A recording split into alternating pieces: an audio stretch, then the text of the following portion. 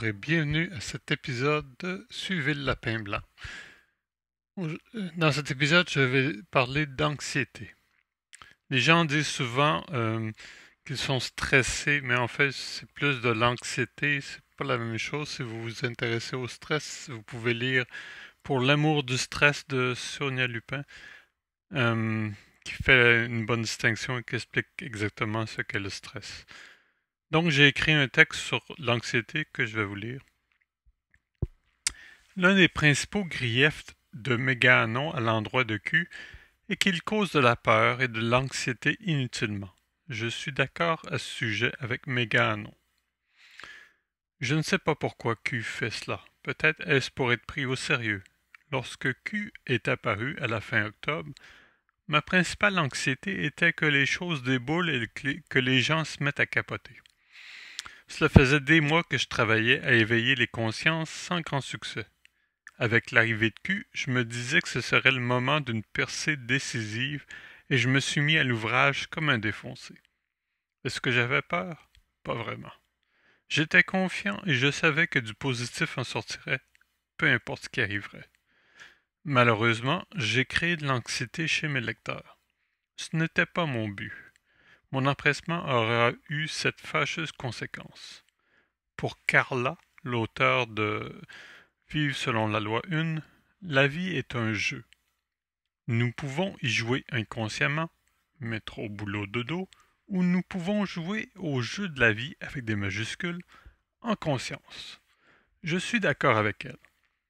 En soi, il n'y a pas de malheur. C'est notre interprétation qui font que les événements sont perçus négativement ou positivement. Nous pouvons les considérer comme des occasions d'apprentissage, individuel ou collectif. Une perte d'emploi? Une occasion de se dépasser, de s'interroger sur sa vie. Une maladie? Le corps nous parlait et nous ne l'écoutions pas. Maintenant, le message est plus fort et il faut y porter attention et agir. Une catastrophe? Un apprentissage collectif. Est-ce que nous avons appris quelque chose de la catastrophe de lac mégantic? Pourquoi? Peut-elle se produire à nouveau? Pourquoi? Ce n'est pas toujours facile. Qui a dit qu'un apprentissage était facile? Est-ce que la facilité est aussi gratifiante que de réussir à surmonter une difficulté? L'apprentissage est-il mieux retenu après un échec? Le jeu de la vie, avec des majuscules, n'est pas facile, mais il est enrichissant lorsque nous prenons la peine d'y jouer. Je tâche de le faire le plus possible. Lorsque je tombe dans le jeu de la vie avec des minuscules, je prends du recul pour réfléchir, pour assimiler ce qui se passe. Pourquoi suis-je de nouveau dans cette situation? Est-ce que j'ai loupé quelque chose que je devais apprendre? Pourquoi suis-je en colère, triste, déçu, etc.? Pourquoi j'éprouve tel sentiment à l'égard de cette personne? Qu'a-t-elle à m'apprendre? Ce n'est pas nécessairement une réussite, je suis humain après tout. Mais je vis en conscience et je tâche de m'améliorer. À la fin de ma journée, je me demande si aujourd'hui j'ai aidé quelqu'un. Ai-je été utile? Est-ce que le monde aurait été différent si je n'avais pas été là? Si je peux répondre par l'affirmative, je peux me coucher tranquille. Sinon, je me dis que je ferai mieux le lendemain. Ce qui me bloque le plus souvent est la peur. La peur d'autrui, de déranger, de mal faire. Mais qu'est-ce qui est pire, se tromper ou ne rien faire? La peur est l'opposé de l'amour. Peut-être que je serais maladroit, mais comment puis-je devenir agile si je ne fais rien, si je ne me trompe pas? Un professionnel n'est-il pas quelqu'un qui a fait toutes les erreurs? C'est pour cela qu'il sait. Les médias de propagande cultivent l'anxiété, la peur. Pourquoi? Vous pouvez regarder, je vais mettre en lien Mickey 3D, un groupe français, a fait une chanson qui s'appelle La France a peur. C'est assez rigolo, mais c'est assez significatif aussi. Qu'est-ce que cela changerait si les médias de propagande cultivaient l'amour au lieu de la peur? Doit-on les écouter si nous voulons vivre dans un monde en paix? Avant-hier, j'écrivais un article sur la population, que la population mondiale se régulerait éventuellement. Est-ce à dire qu'il y aura une catastrophe de type déluge qui entraînerait de nombreux décès? Pas nécessairement.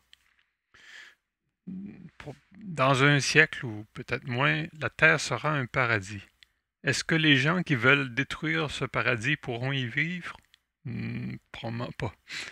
Peut-être que ce sera simplement lorsqu'ils mourront qu'ils ne pourront pas plus s'incarner sur Terre. C'est ce que pense Carla dans son livre. En français, je me souviens plus du titre, il vient d'être traduit en français. En anglais, c'est The Wanderer's Handbook. Moi, je l'ignore. Je sais uniquement que ce sera le paradis et qu'il n'est plus question de le ruiner. La menace que laisse planer la cabale sur l'humanité n'est plus. Il est temps de décrocher de ce conditionnement. Personnellement, je trouve cela jouissif que le jugement dernier, avec lequel elle nous menaçait depuis des siècles, s'applique à elle finalement. Qu'est-ce que... N'est-ce pas cela les arrestations et les jugements à Guantanamo? Et même s'il arrivait des catastrophes naturelles majeures, ce qui est de plus en plus le cas, au jeu de la vie, avec des majuscules, ce sera l'occasion de nous dépasser, de devenir des meilleurs humains. Quand il y a un tremblement de terre ou une inondation, quelque chose comme ça, les gens se rapprochent et s'améliorent. La société a comme un coup de fouet et dans le malheur, les gens deviennent meilleurs. C'est une bonne chose d'un certain côté. Les messages véhiculés par Kabamur se veulent rassurants, disant que la mort n'est pas ce que l'on croit. La mort, telle que nous la connaissons, est une invention de la Kabbale. Peut-on s'y fier? Et si la mort n'était qu'une pause sur le banc des joueurs au jeu de la vie, l'occasion de reprendre son souffle et de revoir sa stratégie? Je sais que c'est pas facile de se défaire du conditionnement d'anxiété. Ça fait des mois que j'y travaille. Mais c'est possible. La vie est plus savoureuse si vous n'êtes pas anxieux ou anxieuse. Pourquoi l'être?